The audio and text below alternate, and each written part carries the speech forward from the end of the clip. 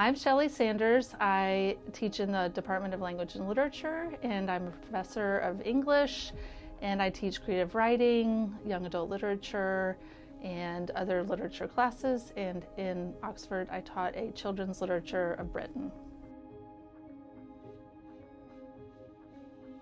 I was in a place where I had been teaching for about 20 years,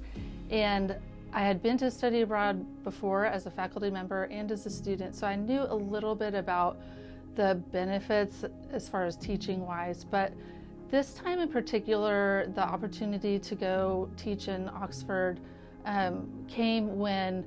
I was feeling, as a result of COVID and the last couple of years having busy kids and teaching a pretty full load, I was feeling pretty fatigued by the expectations and the constant sort of busyness that often a professor feels when you're teaching and you're really immersed in the life of the university in that particular way. And I think that I was feeling like there were things that I was not able to change, and I wasn't able to get out and walk like I usually do. I wasn't able to get some of the breaks in my time that I really was looking forward to in Oxford.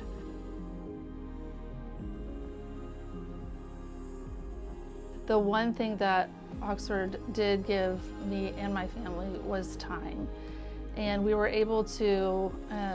not only intentionally set up some patterns of making space in our schedule for travel and being together as a family, but we also were able to think intentionally about getting to know each one of the students and how to, in some ways, minister to them through the weekly Bible studies, through having students into our faculty flat, to just being around the people whose lives you're sharing really makes a difference in terms of how vulnerable you have to be. And for me, that was something that I was really hoping for. I really wanted that, to be able to say, like, this is me and let's learn together. I think that while there were some real challenges to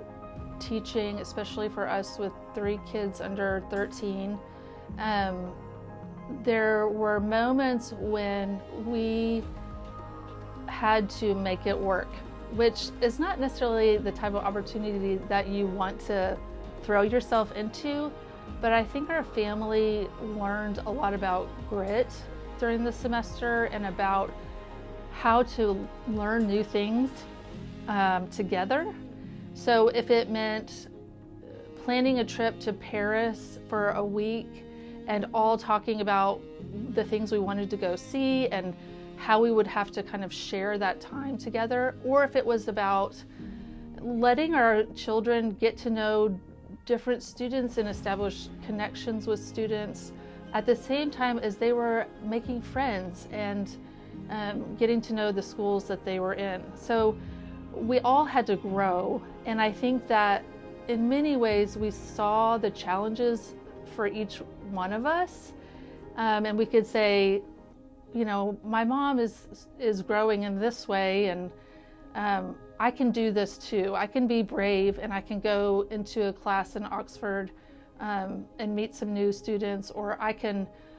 show the college students about something I've learned in Oxford.